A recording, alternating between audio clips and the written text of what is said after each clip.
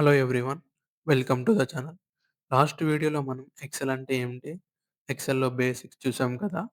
ఈ వీడియోలో టేబుల్ ఎలా క్రియేట్ చేయాలి? ఫార్ములాస్ ఎలా యూజ్ చేయాలో చూద్దాం. Let's get started.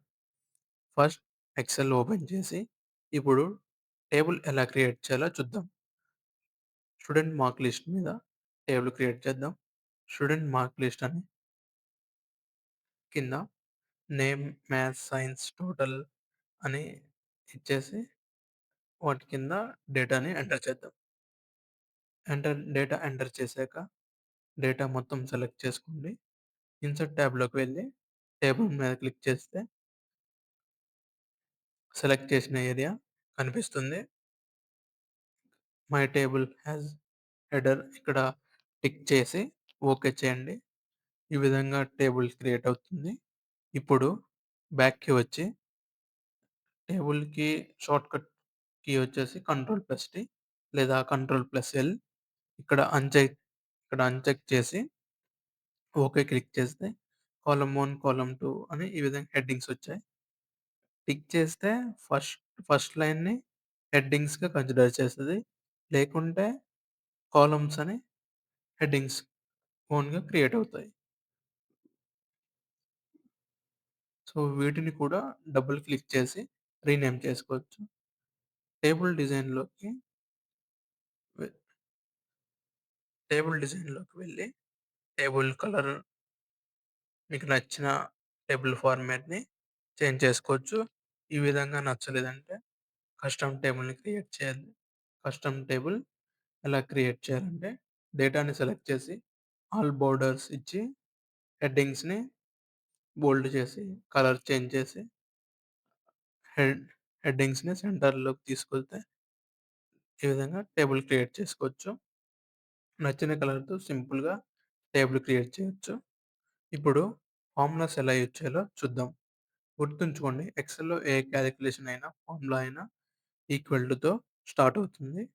ఇప్పుడు సాయికి టోటల్ మార్క్స్ ఎన్ని వచ్చాయో తెలుసుకోవాలంటే ఈక్వల్ టు పెట్టి maths marks plus science marks select చేసి ఎంటర్ కొడితే టోటల్ మార్క్స్ ఈ విధంగా కనుక్కోవచ్చు.